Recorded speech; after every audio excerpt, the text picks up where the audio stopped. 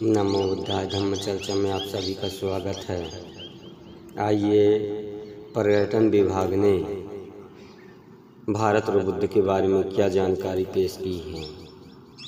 पर्यटन मंत्रालय ने देखो अपना देश वेबिनार श्रृंखला के अंतर्गत बुद्ध के पद चिन्हों पर in the footprints of Buddha पर अपना नवीनतम वेबिनार प्रस्तुत किया। भारत का बौद्ध धर्म से गहरा नाता है। भारत की मध्य भूमि के क्षेत्रों में इस धर्म के पद चिन्ह काफ़ी प्रसिद्ध हैं और इन्हें दुनिया भर में भारत के बौद्ध सर्किट के रूप में जाना जाता है। भारत में बौद्ध धर्म और भगवान बुद्ध के जीवन से संबंधित स्थल बहुत हैं और ये स्थल पूरे भारत में फैले हुए हैं, जो अपने आप में एक महत्वपूर्ण स्थान रखते हैं। दुनिया भर के विभिन्न देशों में रहने वाले बौद्ध धर्म के अनुयायी बुद्ध के जीवन एवं शिक्षाओं से संबंधित स्थानों की पावन यात्रा करने की स्वाभाविक इच्छा रखते हैं। पर्यटन मंत्रालय की देखो अपना देश वेबिनार की श्रृंखला में बुद्ध के पद चिन्हों पर in the footprints of Buddha शीर्षक से 12 सितंबर 2020 को आयोजित हुए नवीनतम वेबिनार में शाक्य मुनि बुद्ध द्वारा दुखों पर विजय प्राप्त करने और व्यक्ति, परिवार और समाज में सुखी लाने की सच्चाई पर विचार विमर्श किया गया। बुद्ध ने अपने निर्वाण से पहले सुझाव दिया था कि मेरी शिक्षाओं में रुचि रखने वाले लोगों को मेरे जीवन से जुड़े स्थानों की तीर्थ यात्रा करना बहुत फायदेमंद साबित होगा। देखो अपना देश वेबिनार श्रृंखला पर भारत श्रेष्ठ भारत के तहत भारत की समृद्ध विविधता को प्रदर्शित करने का एक प्रयास है। श्री धर्माचार्य शांत्यम द्वारा प्रस्तुत मार्गदर्शन शिक्षक संस्थापक बुद्ध पथ अहिंसा ट्रस्ट ने गंगा नदी के मैदानी इलाकों में बोधगया तक आभासी यात्रा में वेबिनार के प्रतिभागियों का मार्गदर्शन किया। इस यात्रा में बोधगया का दर्शन कराए गए क्योंकि बोधगया वह पावन स्थल है जहां बुद्ध ने आत्मज्ञान प्राप्त किया। राजगिरी में गिद्ध चोटी, श्रावस्ती में जाटा वन जहां उन्होंने 24 वर्षा ऋतु में साधना की, जैसे स्थल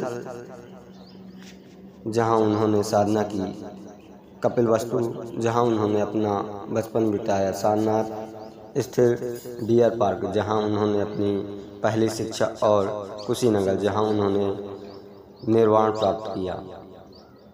धर्माचार्य शांतम ने बुद्ध के जीवन और शिक्षाओं की कथाओं को सभी प्रतिभागियों के साथ साझा किया ताकि हम एक इंसान के रूप में महात्मा बुद्ध और उनके जीवन व उनकी शिक्षा के महत्व को आसानी से समझ सकें। गौतम के बारे में कोई लिखित रिकॉर्ड उनके जीवन काल से या उनके बाद 1 या 2 शताब्दियों तक नहीं मिला, लेकिन 3री शताब्दी ईसा पूर्व के मध्य से सम्राट अशोक 269 ईसा पूर्व से 232 ईसा पूर्व तक शासन के कई शिलालेखों में बुद्ध का उल्लेख मिलता है और विशेष रूप से अशोक के लुम्बिनी स्तंभ के शिलालेखों में बुद्ध के जन्म स्थान के रूप में लुम्बिनी में सम्राट अशोक की तीर्थ यात्रा की स्मृति का उल्लेख किया गया है। इसमें उन्हें बुद्ध शाक्य मुनि कहा गया है। बौद्ध परंपरा के अनुसार बुद्ध का जन्म 563 ईसा पूर्व में लुम्बिनी में क्षत्रियों के एक महान परिवार में हुआ था। बचपन में उन्हें सिद्धार्थ गौतम कहा जाता था। उनके पिता राजा शुद्धोधन थे। जो कौशल देश के शाक्त कुल के प्रमुख थे और उनकी माता रानी महामाया देवी थीं। प्रसव के महज 7 दिन बाद ही माँ की मृत्यु हो जाने के बाद महात्मा बुद्ध का पालन पोषण उनकी माँ की छोटी बहन महाप्रजापति गौतमी ने किया। बुद्ध की आध्यात्मिक खोज के शुरुआती विवरण पाली आर्यापर्यता सूत्र जैसे ग्रंथों में पाए जाते हैं। इस पाठ से पता चलता है कि गौतम के त्याग का कारण उनके मन में आया यह विचार था कि उनका जीवन बुढ़ापे, रोग और मृत्यु के अधीन है, लेकिन जीवन में इससे कुछ बेहतर हो सकता है, यानी मुक्ति, निर्वाण। उस वक्त उनकी उम्र 29 साल की थी जब उनका सामना नाश्वरता और पीड़ा से हुआ था। उन्होंने अपने जीवन के सभी अनुभवों से सीख लेकर अपने पिता की इच्छा के विपरीत जाकर अर्धरात्रि के समय में राजमहल छोड़ने का फैसला किया और एक घुमंतु तपस्वी बनने का निर्णय लिया। प्रारंभिक बौद्ध ग्रंथों के अनुसार यह मालूम करने के बाद कि ध्यान ही आत्मा जागृति का सही मार्ग है, तो गौतम ने मध्यम मार्ग की खोज की। मध्यम मार्ग एक ऐसा मार्ग है जो भोगासक्ति का त्याग और आत्म वैराग्य का भाव उत्पन्न हो जाता है और कई प्रकार की अतियों से बचा जा सकता है। इसे बुद्ध का अष्टांगिक मार्ग भी कहा जाता है। ऐसा कहा जाता है कि तपस्वी जीवन से उनकी विरक्ति की वजह से उनके 5 साथियों ने उनका परित्याग कर दिया, क्योंकि उनका मानना था कि उन्होंने अपनी खोज छोड़ दी है और अनुशासनहीन हो गए हैं। पहाड़ी के नीचे चलते हुए वह बेसुध हो गए हैं और सुजाता नाम की एक गांव की लड़की से दूध और चावल का हलवा स्वीकार कर लिया है। उन्होंने कई प्रतिभाशाली ध्यान शिक्षकों से मुलाकात की और उनकी तकनीकों में महारत हासिल की। उन्होंने हमेशा यह पाया कि उन लोगों ने मन की क्षमता के बारे में तो बताया, लेकिन मन के बारे में नहीं। अंत में बोधगया में भावी बुद्ध ने मन के सच्चे स्वरूप को तब तक ध्यान में रहने का निर्णय लिया जब तक कि वह मन के सच्चे स्वरूप को नहीं जानते और सभी प्राणियों का कल्याण कर सकें। 6 दिन और रातें बिताने के बाद मन की सबसे सूक्ष्म बाधाओं को मिटाने के बाद उन्हें मई पूर्णिमा की सुबह की बेला में ज्ञान हो गया। इस समय वह 35 वर्ष की आयु प्राप्त करने से महज 1 सप्ताह दूर थे। पूर्ण ज्ञान प्राप्ति मिलते ही उनके मन की मिश्र भावनाएं और कठोर विचार क्षीण हो गए और बुद्ध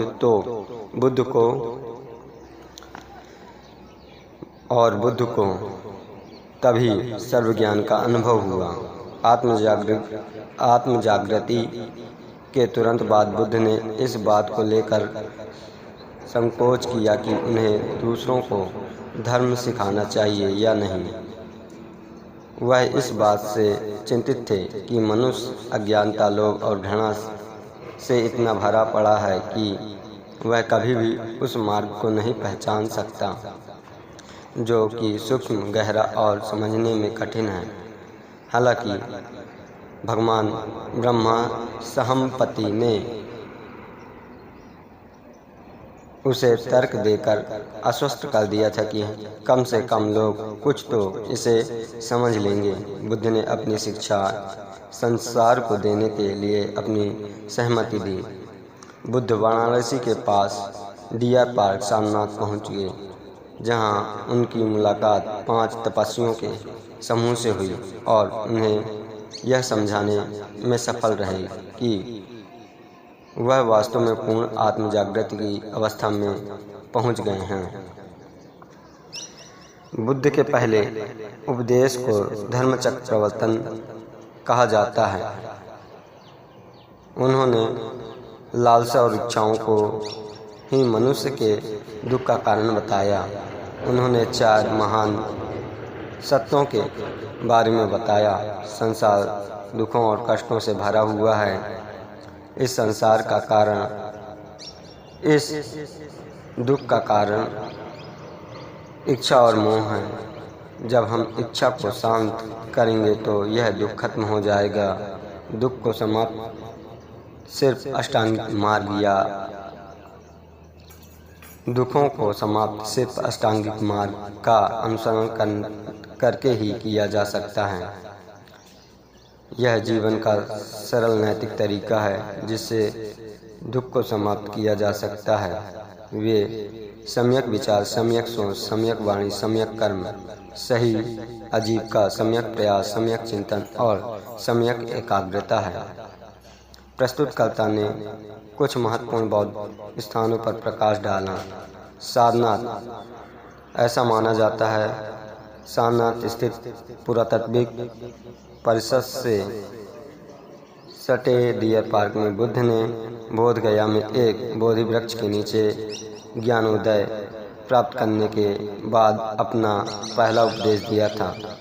सारनाथ को चुनने का कारण यह था कि जिन 5 लोगों ने तपस्वी यात्रा में बुद्ध का साथ दिया था और बाद में उन्हें छोड़ दिया था, वे सारनाथ में बस गए थे। इसलिए जब बुद्ध ने आत्मज्ञान प्राप्त किया तो उन्हें लगा कि उन्हें सबसे पहले यह जानना चाहिए कि उन्होंने क्या सीखा। इसलिए वह सारनाथ के लिए रवाना हुए और धर्म चक्र प्रवर्तन सूत्र का अपना पहला उपदेश दिया। राजगीर, यह मगध राज्य की राजधानी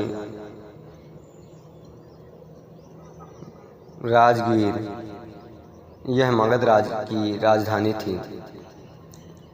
यहीं पर गौतम बुद्ध ने कई महीने ध्यान लगाया और गिरधरा कुट गिद्ध चोटी में उपदेश दिया। उन्होंने अपने कुछ प्रसिद्ध उपदेश भी दिए और मगध के राजा बिंदुसार और अनगिनत अन्य लोगों को बौद्ध धर्म अपनाने की प्रेरणा दी। यही बुद्ध ने अपना प्रसिद्ध अतांतिया सूत्र दिया।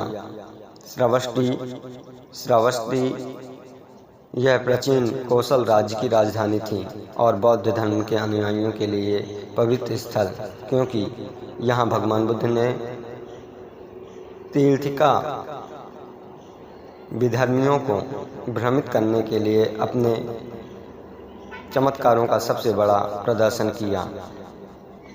इन चमत्कारों में बुद्ध खुद की कई छवियां बनाते हैं जो बौद्ध कला का पसंदीय विषय रहा है। बुद्ध ने गैर अनुयायियों को रिझाने के लिए अपना दिव्य कौशल दिखाया। बुद्ध ने श्रावस्ती में ही अपने मठ और योगी जीवन का अधिकांश समय व्यतीत किया। गिद्धकूट पर्वत बुद्ध और उनके शिष्यों के समुदाय द्वारा प्रशिक्षण और पलायन दोनों के लिए प्रयुक्त होने वाले कई स्थानों में से एक है।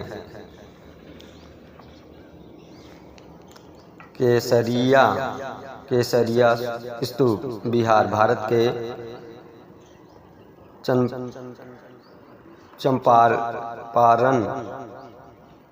चंपारण जिले में पटना से 110 किलोमीटर की दूरी पर स्थित केसरिया में एक बौद्ध स्तूप है।